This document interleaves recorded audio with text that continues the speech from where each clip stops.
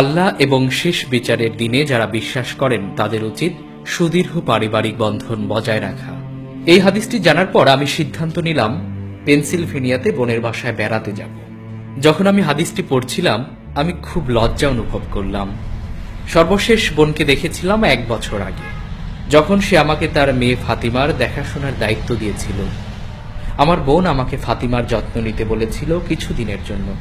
আমার বোনটি তখন তার দ্বিতীয় সন্তানের মা হতে চলছিলেন।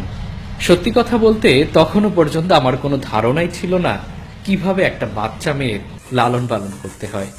তখনও আমি নিজের যত্নই ঠিক মতো নিতে পারতাম না, কিন্তু আমি বোনকে না বলতে পারিনি।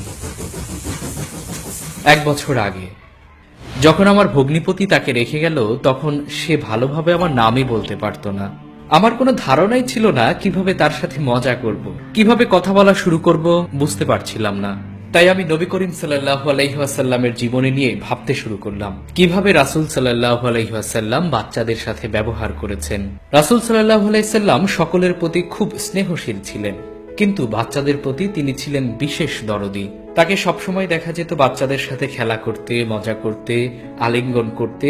আর যখন তারা অসুস্থ হতো তিনি তাদের দেখতে যেতেন। তাদের মন খারাপ থাকলে তিনি তাদের মন ভালো করে দিতেন।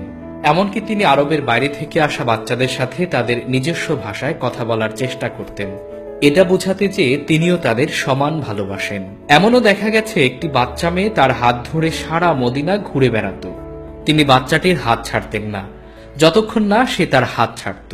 নামাজে সিজদার সময় যখন নাতি হাসান ও হুসাইন লাফ দিয়ে তার পিঠে উঠতেন, পিঠ থেকে তাদের না নামা পর্যন্ত তিনি অপেক্ষা করতেন। অতঃপর পরম যত্নে তাদেরকে কোলে টেনে নিতেন। একবার মহানবী সাল্লাল্লাহু আলাইহি ওয়াসাল্লাম বলেছিলেন, যখন আমি নামাজে দাঁড়াই আমার ইচ্ছে হয় নামাজ দীর্ঘায়িত করি, কিন্তু যখনই আমি কোনো বাচ্চার কান্নার শব্দ শুনতে পাই আমি নামাজ সংক্ষেপ করি। আমি চাই না কোনো বাচ্চার মায়ের জন্য কষ্ট তৈরি করতে।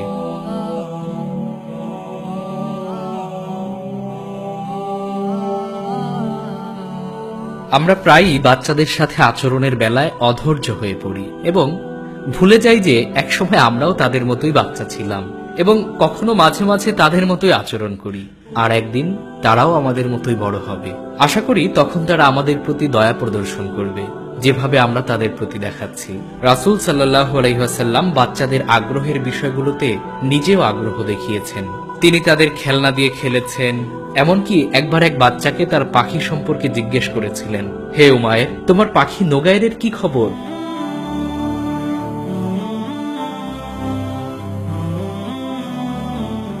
আমরা প্রায় ভুলে যাই যে বাচ্চাদেরকে ভালোবাসা সবচেয়ে সহজ সুন্নাহ, যার মাধ্যমে আমরা আল্লাহর ভালোবাসা অর্জন করতে পারি।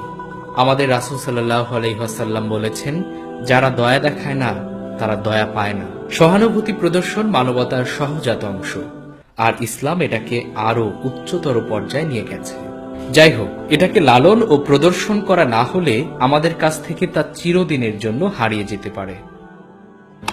একবার ভেবে দেখুন, পৃথিবীটা কত সুন্দর হতে পারত যদি আমরা পরিবারের সদস্যদের প্রতি আরেকটু দয়া ও ভালোবাসা প্রদর্শন করতাম। আর ভালোবাসা শুধু মুখের কথাই হয় না। রাসূল সাল্লাল্লাহু আলাইহি ওয়াসাল্লাম সারা পৃথিবীর দায়িত্বের বোঝা নিজ কাঁধে বহন করার পরও ছোটখাটো বিষয়গুলোর দিকে নজর দিতেন, যেমন গ্লাসের একই স্থান দিয়ে পানি পান করা, গোপনে হঠাৎ করে চুমু খাওয়া, এমনকি দৌড় প্রতিযোগিতায় অংশ নেয়া। ঘরের কোনো টুকিটাকি কাজই তার কাছে ছোট বা তাড়াহুড়া করে শেষ করার মতো ছিল না। এর মধ্য দিয়ে তিনি দেখাতেন যে তিনি আপনাকে কতটা ভালোবাসেন এবং তার প্রতি কতটা ঘনিষ্ঠ মনোযোগ দিতেন। ও ফাতিমা, তোমার কোনো ধারণাই নেই আমি তোমাকে কতটা মিস করছি। তুমি অনেক ছোট হতে পারো, কিন্তু তুমি আমাকে অনেক কিছু শিখিয়েছো। তুমিই আমাকে শিখিয়েছো কিভাবে সর্বশ্রেষ্ঠ শিক্ষকের অনুসরণ করতে হয় এবং কিভাবে পরিবারের প্রতি স্নেহশীল ও যত্নবান হতে হয়।